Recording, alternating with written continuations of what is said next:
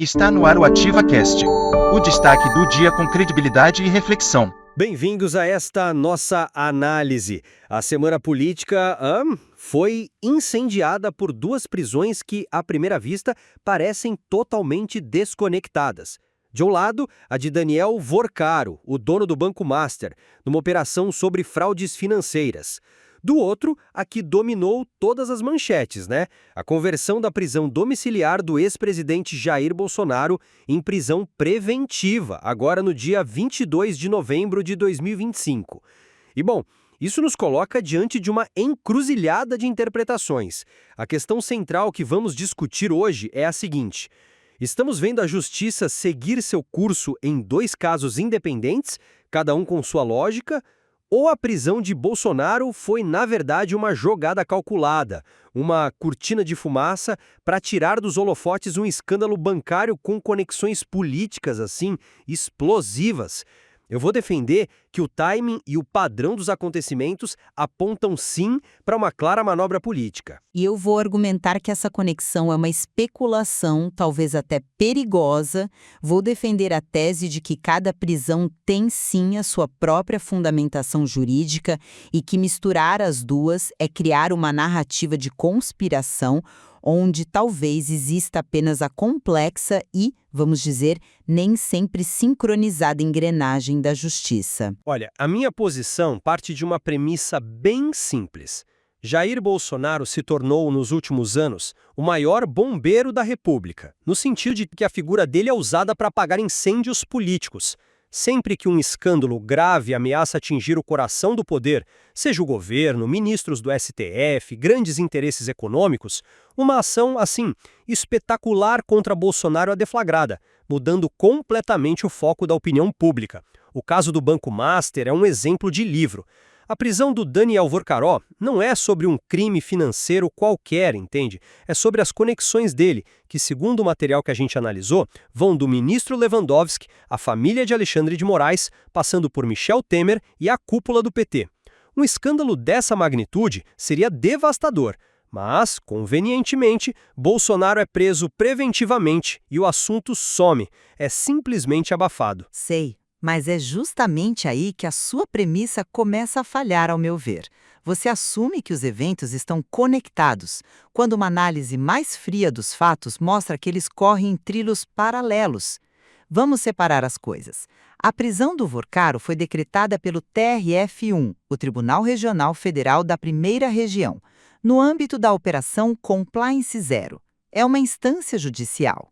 Ao mesmo tempo, o Banco Central, que é uma autarquia técnica, decretou a liquidação extrajudicial do banco por graves violações. É um processo complexo, técnico, que segue seu próprio ritmo. Um ritmo que coincidiu perfeitamente com a necessidade de uma distração, né? Espere e me deixe concluir o raciocínio. Já a prisão do Bolsonaro, ela é uma decisão monocrática do ministro Alexandre de Moraes no STF. É outra instância com outra lógica. E a decisão não surgiu do nada, ela não foi arbitrária. Ela tem uma causa explícita, a vigília organizada pelo filho dele em frente à sua casa, que foi interpretada pelo ministro como uma violação direta das condições da prisão domiciliar e uma repetição do modus operandi de usar manifestações para criar tumulto. Além disso, a decisão cita o risco de fuga, mencionando a proximidade com a embaixada americana. Ou seja, existe uma justificativa nos autos para a medida. Conectar essas duas decisões de dois tribunais diferentes exige acreditar numa coordenação que é muito, muito difícil de provar. Mas essa justificativa para a prisão do Bolsonaro é extremamente frágil. E é na fragilidade dela que a intenção política se revela. Uma vigília, um ato pacífico de apoiadores sendo usado como pretexto para a medida cautelar mais grave do nosso ordenamento jurídico. Isso é esticar a lei a um ponto de ruptura, sabe? A desproporcionalidade da reação é o que entrega o jogo. Se a preocupação era a vigília, bastaria uma ordem para dispersar os manifestantes ou uma multa. Mas não. A escolha foi pela prisão preventiva, a solução mais ruidosa e midiática possível. E tem mais. O material aponta para uma espécie de simbolismo quase sádico. A data da prisão, 22 de novembro. O número do partido dele era o 22. A multa que o TSE aplicou foi de 22 milhões de reais. Você pode chamar isso de coincidência, mas quando somado à fragilidade do motivo legal, soa como uma assinatura, uma mensagem de poder. Eu entendo o apelo desse argumento do simbolismo, entendo mesmo, mas ele nos leva para um terreno muito perigoso na análise jurídica. Ele nos força a tentar adivinhar a intenção psicológica de um juiz em vez de analisar o texto da decisão. Onde a gente traça a linha? Se a prisão fosse no dia 21 ou 23, o argumento desapareceria. A decisão judicial precisa se sustentar pelo que está escrito, não por numerologia ou supostas mensagens ocultas. E o que está escrito é que, na visão do magistrado, a vigília não foi um ato pacífico, mas a reiteração de um comportamento, usar a mobilização de apoiadores para pressionar e gerar instabilidade, algo que ele já havia sido proibido de fazer. Goste-se ou não da decisão, a fundamentação está lá. É a interpretação de que houve um risco concreto de repetição de atos que levaram às investigações em primeiro lugar. Mas essa interpretação não existe no vácuo. Ela acontece num contexto. E o contexto é o padrão. A correlação de tempo é forte demais. Isso não é um evento isolado. Lembremos do dossiê Lava Toga, que você ainda não comentou. As denúncias gravíssimas do ex-assistente do Moraes, o Eduardo Tagliaferro, sobre um suposto gabinete paralelo no TSE para perseguir opositores. Um escândalo que atingiu o próprio ministro. O que aconteceu dias depois que o jornalista Glenn Greenwald expôs o caso? Decretaram a prisão domiciliar de Bolsonaro. O assunto morreu na imprensa. Agora, o padrão se repete com uma precisão cirúrgica. Surge o escândalo do Banco Master, com suas conexões incômodas, e no mesmo compasso, a prisão preventiva de Bolsonaro. É a mesma tática, usada pela segunda vez.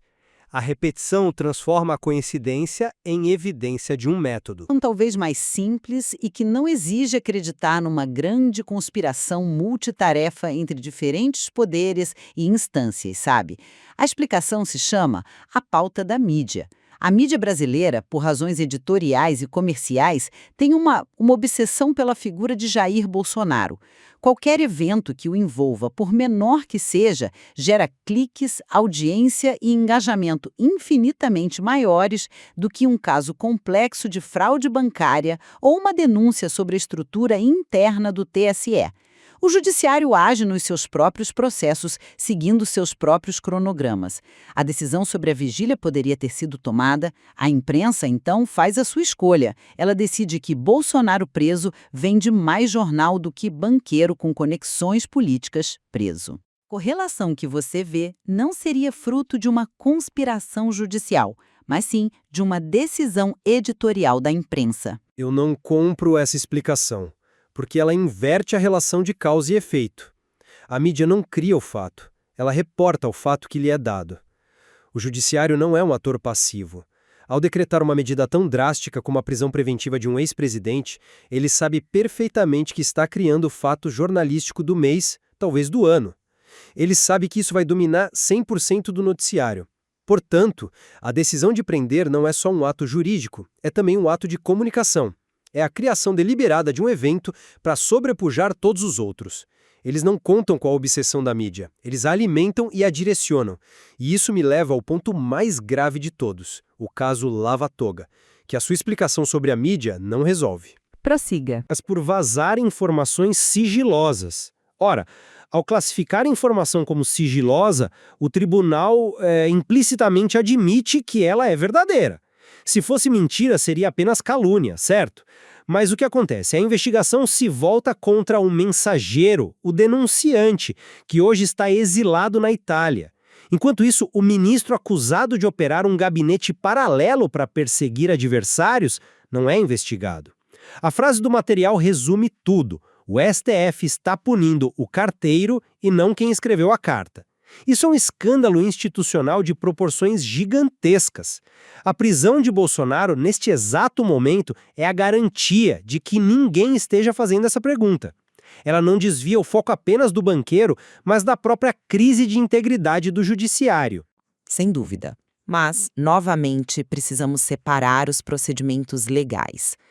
Investigar o vazamento de informações sigilosas é uma prática padrão em qualquer instituição séria. A divulgação não autorizada de material classificado é, em si, um crime previsto em lei, independentemente do conteúdo. Do ponto de vista estritamente institucional, a lógica é: um possível crime de um ministro não anula o crime de vazar documentos. São duas coisas diferentes. Mas isso é uma abstração jurídica que não sobrevive ao mundo real. No mundo real, quando o órgão acusado se recusa a investigar a denúncia principal e foca toda a sua energia em punir o denunciante, a mensagem é clara: não olhem para cá. É uma confissão de culpa por outros meios, e é por isso que a cortina de fumaça se torna necessária. Eu vejo de outra forma. A falha em investigar um lado, que eu concordo que é uma falha grave, não invalida a legitimidade de investigar o outro. Um erro não justifica o outro, entende? Do ponto de vista legal, o processo contra Bolsonaro por quebrar as condicionais da sua prisão domiciliar e o processo contra o Tagliaferro por vazar informações sigilosas são independentes. Misturar tudo numa única narrativa de perseguição e acobertamento é uma manobra retórica, não uma análise jurídica. A justiça deveria ser capaz de lidar com múltiplas frentes ao mesmo tempo. O fato dela aparentemente falhar em uma não torna a outra automaticamente ilegítima. No fim das contas, para mim, o padrão é a prova. Quando um escândalo ameaça o poder, seja o do Banco Master ou da própria credibilidade do STF, Bolsonaro se torna o para-raios. A justiça, nesse caso, está sendo usada como um interruptor de pauta. A fragilidade da justificativa para sua prisão, somada ao timing impecável e à repetição do método, torna a tese da coincidência muito difícil de sustentar. Não é sobre justiça, é sobre controle de narrativa. E eu concluo que sem uma trava concreta de coordenação, um e-mail, uma testemunha, um documento, a teoria da cortina de fumaça continua sendo exatamente isso, uma teoria. Uma interpretação política que, por mais que pareça fazer sentido, não se sustenta juridicamente. A explicação mais prudente e que se baseia nos fatos que temos é que estamos diante de processos distintos com fundamentações próprias. A narrativa da conspiração é atraente, eu sei, mas permanece no campo da especulação. O que fica evidente, e acho que nisso a gente concorda, é que toda essa sequência de eventos expõe uma desconfiança profunda nas instituições brasileiras. A discussão levanta questões fundamentais sobre a linha cada vez mais tênue que separa os atos da justiça, os interesses da política e as escolhas da mídia. Exatamente. A análise do material nos dá elementos para as duas interpretações. Se há uma manobra coordenada ou uma série de coincidências exploradas pela imprensa. Bom, é algo que talvez o tempo esclareça. Por enquanto, cabe a quem nos ouve formar sua própria conclusão sobre os fatos que continuam a definir os rumos do país.